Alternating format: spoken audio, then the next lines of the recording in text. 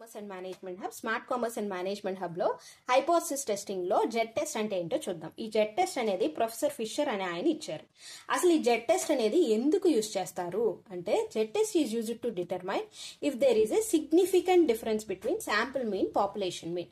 Sample mean population mean అంటే sample తీసుకుంటాం కదా దాని యొక్క యావరేజ్, అలాగే పాపులేషన్ అంటే whole of the data points తీసుకుంటాం కదా దాని యొక్క యావరేజ్ యొక్క డిఫరెన్స్ అనేది మనం కనుక్కుని ఆ డిఫరెన్స్ ద్వారా నల్ హైపోథసిస్ అనేది మనం యాక్సెప్ట్ చేయాలా లేదా రిజెక్ట్ చేయాలా అనేది జెడ్ టెస్ట్ ద్వారా మనం తెలుసుకుంటాం. ఓకేనా? అయితే జెడ్ టెస్ట్ అంటే ఏంటో అర్థమైంది కదా. When to use Z test అయితే ఈ జెడ్ టెస్ట్ యూజ్ చేయడానికి కొన్ని కండిషన్స్ ఉన్నాయి. అవి ఏంటంటే data point should be independent.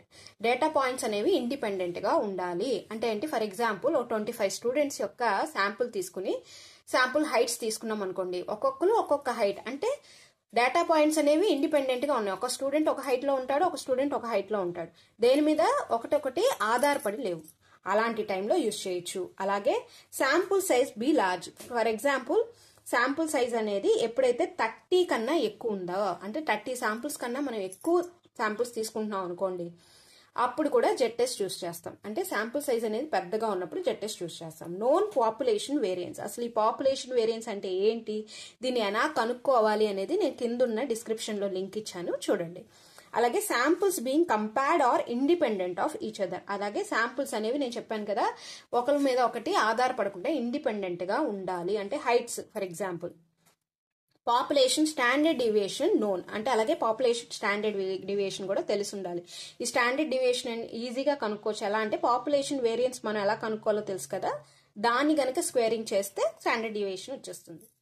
Formula, ఇప్పుడు ఫార్ములాకి వెళ్దాం. Z is equal to X bar minus mu by sigma by root N. ఇక్కడ ఎక్స్ బార్ అంటే మీన్ ఆఫ్ శాంపుల్, అందుకే తెలుసుకోవాలనుకున్నాను. శాంపుల్ మీన్ తెలుస్తుంటేనే మనం చేయగలం. అలాగే మ్యూ అంటే ఏంటంటే ఇక్కడ పాపులేషన్ యొక్క mean. Population mean sample mean యొక్క డిఫరెన్స్ చూస్తున్నాం అందుకనే జెడ్ టెస్ట్ ద్వారా, అందుకే మైనస్. ఓకేనా? నెక్స్ట్ స్టాండర్డ్ డీవియేషన్ సిగ్మా, దీన్ని స్టాండర్డ్ డీవియేషన్ ఆఫ్ పాపులేషన్ కూడా మనకి తెలిసి ఉండాలి. అలాగే నెంబర్ ఆఫ్ అబ్జర్వేషన్స్, ఎంతమంది శాంపుల్స్ తీసుకుంటున్నామో అదే నెంబర్ ఆఫ్ అబ్జర్వేషన్స్ అవుతుంది. ఇవన్నీ మనకి తెలుసుంటేనే జెడ్ టెస్ట్ ద్వారా మనం నల్ హైపోథసిస్ అనేది యాక్సెప్ట్ చేయాలా లేదా రిజెక్ట్ చేయాలి. ఇక్కడ రిజెక్ట్ అనే వర్డ్ యూజ్ చేయకూడదు, నాట్ టు యాక్సెప్ట్ అనాలి. నాట్ టు యాక్సెప్ట్ చేయాలా అనేది మనం తెలుసుకుంటాం. ఓకేనా? Thank you. Thanks for watching.